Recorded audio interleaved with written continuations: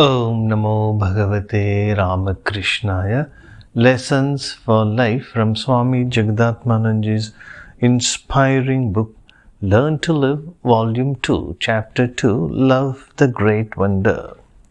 Constructive, true criticism helps us to improve ourselves. This is discussed in this episode, Self-Criticism, a Touchstone. Hubbard said, each human being behaves like a fool at least for 5 minutes a day. However wise we may be, however fortunate we may be, we are not without blemish. Certainly, we are not perfect. We may be an unrivaled genius. We may have long years of experience, still we may go wrong. And we may be blissfully unaware of the wrong that we have done. Or, if we had known, we may have ignored it. Or even, if we had suffered the consequences of the grip, we may not have cared for it. And we may invite censure for this reason. But if it is true and constructive criticism, why should we be repulsed by it? A wise man once said, "What our enemies say about us is often nearer the truth than what our own people say."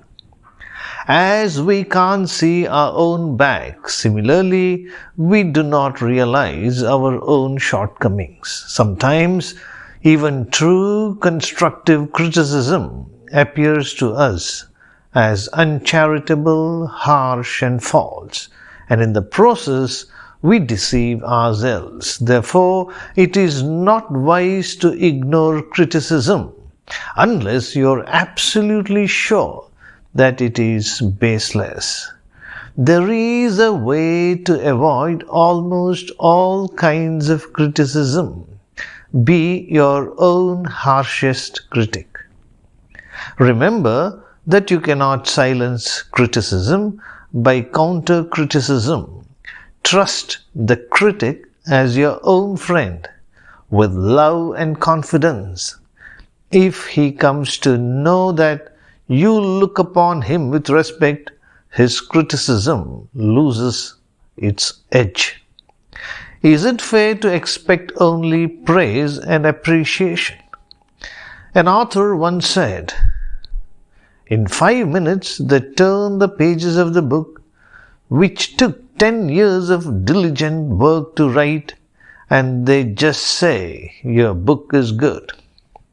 I am fed up with such appreciation. Some people, out of respect for you, may attribute to you qualities which you really do not possess. Some flatter you in your presence and behind your back say, 'See, I just said 2 flattering words. See how he is puffed up with pride.' Some others praise you to the sky till they get their objectives fulfilled. How few are there who try to know your real worth and give a frank opinion. If you realize this, you will not be easily carried away by flattery." Once a visitor said to Swami Ramatirtha, "People do not like you."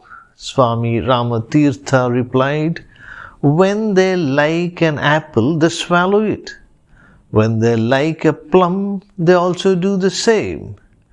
If they like meat, they swallow it too. Good that they do not like me. If they had liked me, they would have also swallowed me." If we become slaves to flattery, we fall from our ideal. We then always depend on flattery to keep us going. Then our life will not be within our control. We will not have control over time either.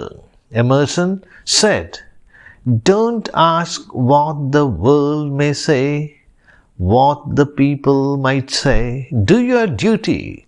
He who concentrates on achieving his goal in life is the happiest of all men. Om Shanti Shanti Shanti. Hari Om Tat Sat. Shri Ramakrishna Arpanamastu.